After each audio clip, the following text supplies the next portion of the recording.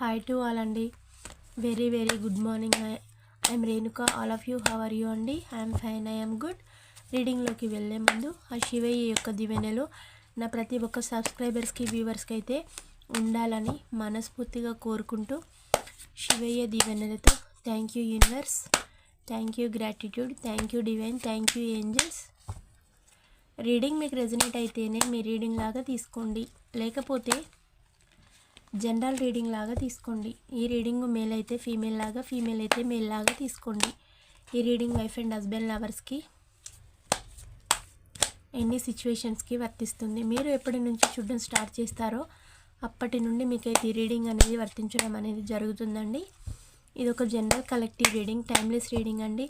ఈరోజు నేను చెప్పబోయే టాపిక్, నాకు నీ మీద ఇంత లోతైన ప్రేమ ఉందని తెలుసుకోలేకపోయాను అంటున్నారు మీ వ్యక్తి. చూడండి, మీకు పర్సనల్ రీడింగ్ కావాలంటే పైన కాంటాక్ట్ నెంబర్కి అయితే కాల్ చేయొచ్చు. మీకు టారో కోర్స్ అనేది కూడా నేర్పడం అయితే జరుగుతుందండి. మీకు ఎనర్జీస్ ఎలా వస్తాయి అలాగే ప్రజెంటేషన్ అయితే ఇవ్వడం అనేది జరుగుతుందండి.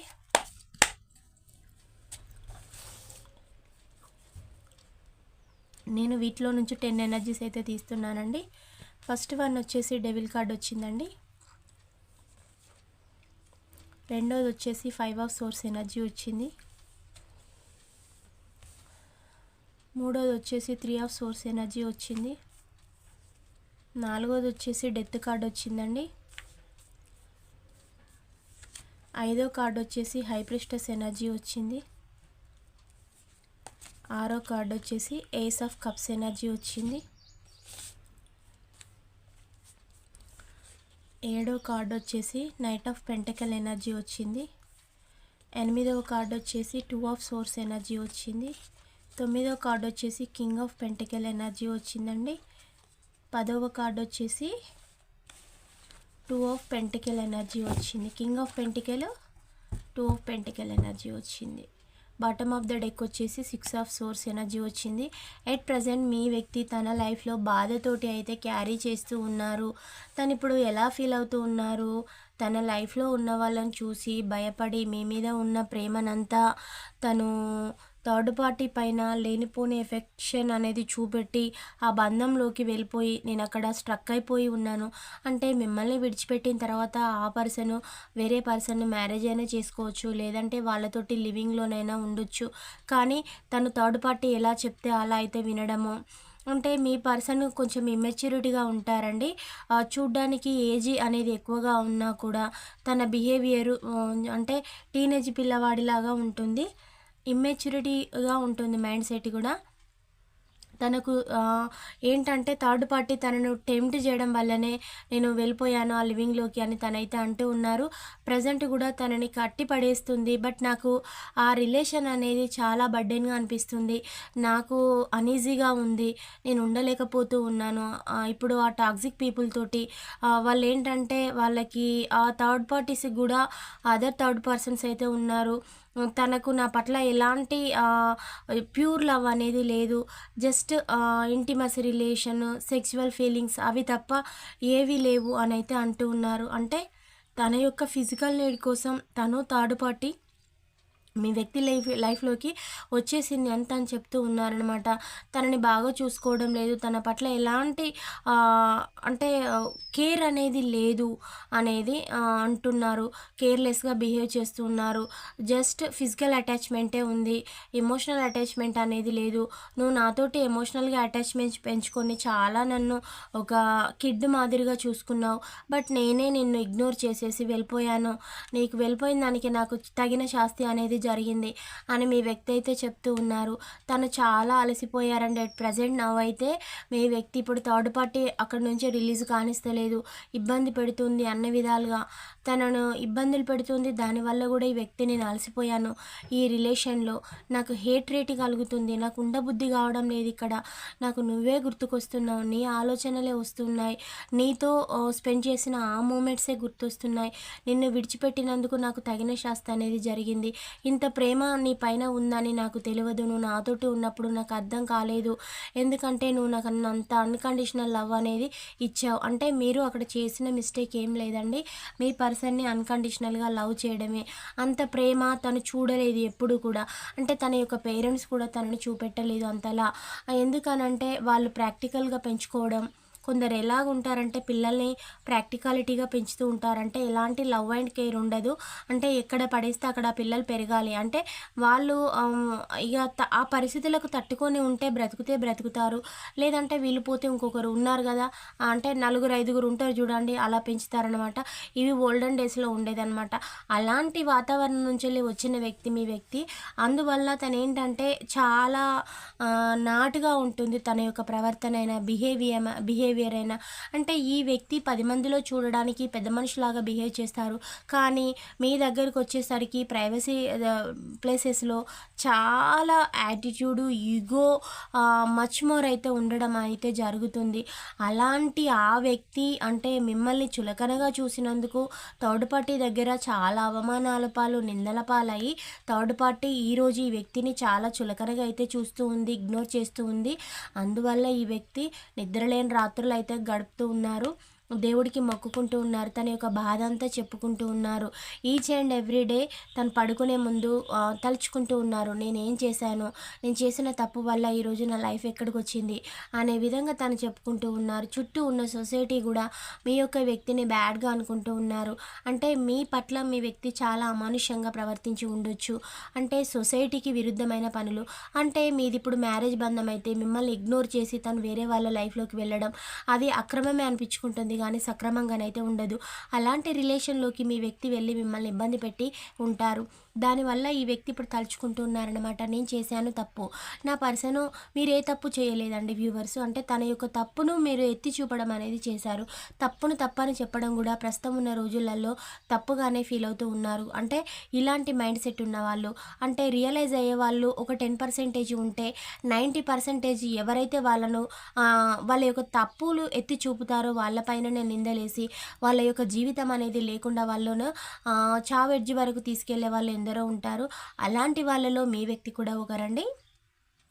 అలాంటి తప్పుడు పనులన్నీ చేసింది నేను, శిక్ష మాత్రం నేను నీకు వేశాను, అయినా నువ్వు భరించావు, నా కోసం ఫైట్ అనేది చేశావు, కానీ నిన్ను నేను అర్థం చేసుకోలేదు అని మీ వ్యక్తి అయితే చెప్తూ ఉన్నారండి. డెత్ కార్డ్ వచ్చింది. మీ యొక్క రిలేషన్ అనేది మళ్ళీ తిరిగి రీబర్త్ అనేది కావాలి, లేదంటే తన యొక్క పాపానికి పశ్చాత్తాపం ఉండదు అనే విధంగా ఆ యొక్క వ్యక్తి అయితే ఫీల్ అవుతూ ఉన్నారు. అలాగే మీ లైఫ్లో ఉన్న మీ యొక్క పర్సన్ని కంట్రోల్ చేసేందుకు తన లైఫ్లో ఒక లేడీ స్టాండర్డ్, ఇక్కడ third party romantic third party చూపిస్తుంది, ఇంకొకరికి చూపిస్తూ ఉన్నారు. ఇక్కడ మదర్ ఫిగర్ అవుతారండి, వారు కూడా మీ యొక్క వ్యక్తిని చెడు సహవాసాలకు ప్రోత్సహించడం, అంటే మిమ్మల్ని తప్పించడం, మిమ్మల్ని మీ పర్సన్ తోటి ఉండనివ్వకుండా తన థర్డ్ పార్టీ తోటి ఉండేలాగా ప్రోత్సహించడం అన్నమాట. అలా చేయడం వల్ల కూడా తనకి ఏంటంటే సపోర్ట్ అనేది అక్కడ దొరకడం వల్ల కూడా తన థర్డ్ పార్టీ లైఫ్లోకి వెళ్ళాను అని కూడా చెప్తూ ఉన్నారు. తన యొక్క తప్పిదం వల్ల కూడా, అంటే అక్కడ తను మీ ఇద్దరికి ఏదైనా గొడవలు కాన్ఫ్లిక్ట్లు అయి ఉంటే మిమ్మల్ని ఇద్దరిని సరిచేయడానికి బదులుగా తను తన యొక్క అక్కడ కూతురే కావచ్చు లేదా కొడుకే కావచ్చు, వాళ్ళకి ఏంటంటే ఇంకొక పర్సన్ని యాడ్ చేసేసారనమాట. దానివల్ల కూడా మీ పర్సన్ అయితే అంటే తనకి అక్కడ భరోసాగా అనిపించేసి వారి లైఫ్లోకి వెళ్ళడం, వాళ్ళ ఫ్యామిలీ అండ చూసుకొని కూడా నేను థర్డ్ పార్టీ లైఫ్లోకి అయితే వెళ్ళాను, బట్ ఏంటంటే నేను అన్ని నెగిటివ్ సిచ్యువేషన్సే చూశాను, నేను ఎన్నెన్నో కోల్పోయాను, అంటే థర్డ్ పార్టీ లైఫ్లో ఇంకొకరు ఉంటారని నేను ఎక్స్పెక్ట్ చేయలేదు, నన్ను ఇప్పుడు చులకనగా హేళనగా చూస్తుంది, ఆ విషయాల్లో నేను ఇప్పుడు ఈ లేడీ దగ్గర కూడా నేను చెప్పుకోలేను అని కూడా అంటూ ఉన్నారు. అంటే పేరెంట్స్ దగ్గర కూడా నేను చెప్పుకోను లేను, అలాగని నీ దగ్గర చెప్పను లేను, ఎందుకంటే నేను తప్పు చేశాను అని మీ పర్సన్ అయితే ఫీల్ అవుతూ ఉన్నారండి. ఇలాంటి సిచ్యువేషన్స్ అయితే చూపిస్తూ ఉన్నాయి. ఏస్ ఆఫ్ కప్స్ ఎనర్జీ, ఆ యొక్క వ్యక్తి ఇప్పుడు మళ్ళీ మీ లైఫ్లోకి అయితే రావాలనుకుంటున్నారు, మీ పైన ఉన్న ఎంతగా ప్రేమిస్తున్నారో చెప్పాలనుకుంటూ ఉన్నారు, అన్కండిషనల్ లవ్ అనేది ఉంది, మీకు ఒక గిఫ్ట్ అనేది ఇవ్వాలి, అది మీకు ఒక స్టేబుల్ కమిట్మెంట్ టైప్ అయినా లేదంటే మీరు తనతోటి ఉంటే మీకు ఏది కాదు అనే విధంగా, మళ్ళీ అలాగే మీరు అంటే కొత్తగా మ్యారేజ్ అయ్యి సపరేషన్ అయి ఉన్న వాళ్ళు ఉంటారు కదా, అలా ఎదిగైతే మీకు పేరెంట్స్ కావడానికి మీరు సిద్ధంగా ఉండాలి అనే ఇలాంటి ప్రణాళిక తయారు చేసుకోవాలి అనే విధంగా అలాంటి ఆలోచనలతోటి మీ యొక్క వ్యక్తి అయితే ఉంటున్నారు. తను ఇప్పుడు కొంచెం ఏంటంటే డివోషనల్గా ఆలోచిస్తున్నారు, స్పిరిచువల్ మైండ్ సెట్ తోటి అయితే ఉన్నారు. తను టెంపుల్స్కి వెళ్తూ ఉన్నారండి. అంటే తన యొక్క తప్పు అనేది తెలుసుకున్నాను అనే విధంగా తాను టెంపుల్స్కి అయితే వెళ్తూ ఉన్నారు. మీరు వారిని క్షమించాలనేసి. ఇంకొకటి ఏంటంటే తను మీ దగ్గర చేసిన బిహేవియర్ ఒకటి, తన యొక్క పూర్తి ట్రూ కలర్స్ కూడా మీకు తెలవవు. అవన్నీ కూడా మీకు చెప్పాలి. తన లైఫ్‌లో ఉన్నాయి. తను హైడ్ చేసిన విషయాలు అంటే తను మీ దగ్గర ఒకలాగా, థర్డ్ పార్టీ దగ్గర ఒకలాగా, తన యొక్క ఫైనాన్షియల్ స్థితిగతులు, ఆర్థిక స్థితిగతులు ఇవి ఏవి కూడా మీకు తెలవవు. తను మీ పట్ల కూడా ఎలాంటి రెస్పాన్సిబిలిటీ తీసుకోలేదు. మిమ్మల్ని ఏంటంటే బంధం పేరు చెప్పి మేబీ పెళ్లి చేసుకుంటే మీరు కనుక చూసేవాళ్ళు ఆడవాళ్ళైతే మూరెడు తాడు కట్టితే అంటే కట్టేసిన అనేలాగా, అంతే సొసైటీ చూడ్డానికే మీది బంధం అనేలాగా. కానీ అతను ఏ రోజు మీకు టైం ఇవ్వలేదు. మీకేం కావాలి, మీకు ఏది అవసరం, ఏ రోజు కూడా పట్టించుకోలేదు. తన ఎంజాయ్మెంటు, తన సంతోషం, తన ఫ్రెండ్స్, తన ఫ్యామిలీ. అలాగని మీకు అట్లాంటప్పుడు మీ లైఫ్లోకి ఎందుకు వచ్చారు అని మీరు నిలదీసే అడిగే స్టేజ్కి మీరు వచ్చేసారనమాట. ఇప్పుడు ఇవన్నీ మీరు అడుగుతారు, తనని క్షమించరు, తన యొక్క ట్రూ కలర్స్ అంటే ఇవన్నీ మీరు తన మీద ఉన్న ప్రేమతోటి గతంలో తనని అడగలేదు.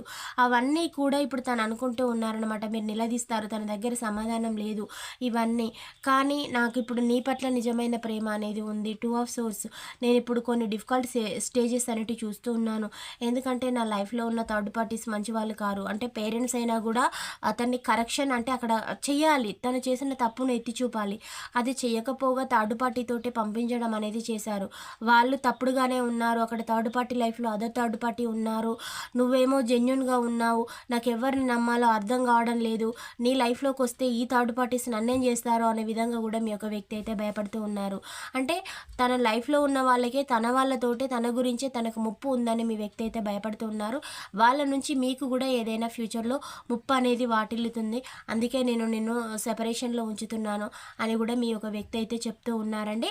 మీకోసం ఎదురు చూస్తూ ఉన్నారు. మీ లైఫ్లోకి అయితే రావాలని అయితే అనుకుంటూ ఉన్నారు. మిమ్మల్ని అన్కండిషనల్ లవ్ అనేది చేస్తూ ఉన్నారు.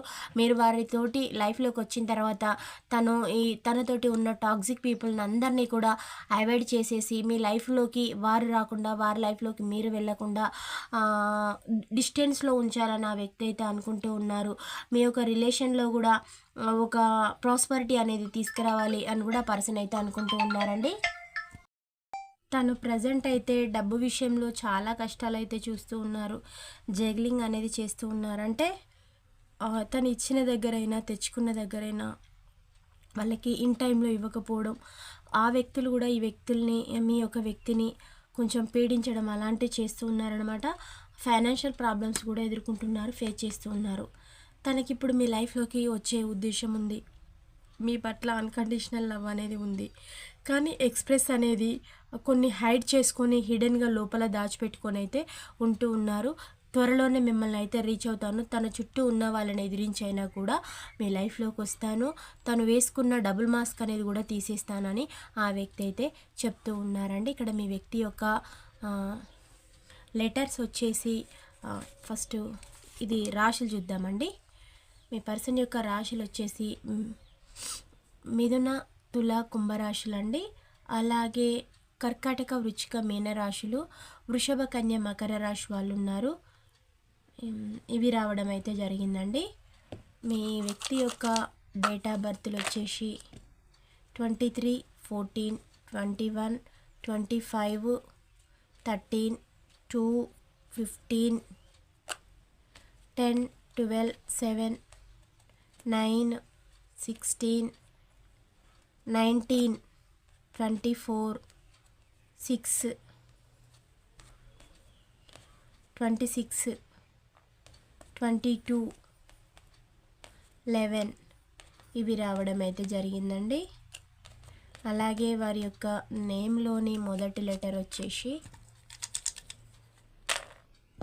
వి letter, T letter, Z letter, A letter, M letter, R letter, W letter, N letter, Q letter, X letter, Y letter, U letter ఇవి రావడం అయితే జరిగిందండి. నేను చెప్పిన ఈ పాయింట్స్ మీకు ఒక 30 to 40 వరకు రెజినేట్ అయితేనే మీ రీడింగ్ లాగా రిసీవ్ అయితే చేసుకోండి. పాజిటివిటీని అయితే క్లైమ్ చేసుకోండి. ఛానల్ని లైక్ చేయడం, సబ్స్క్రైబ్ చేయడం మర్చిపోవద్దు. మీ యొక్క నా ప్రతి ఒక్క సబ్స్క్రైబర్స్కి, వ్యూవర్స్కి పేరు పేరున ధన్యవాదాలండి. మీ సపోర్ట్ వల్లనే ఛానల్ అనేది ఆదరించబడుతుంది, ముందుకైతే వెళ్తుందండి. ఛానల్ని ఆదరించే ప్రతి ఒక్కరికి కూడా పేరు పేరున కృతజ్ఞతలు. నెక్స్ట్ వీడియోలో కలుసుకుందామండి. Bye, see you.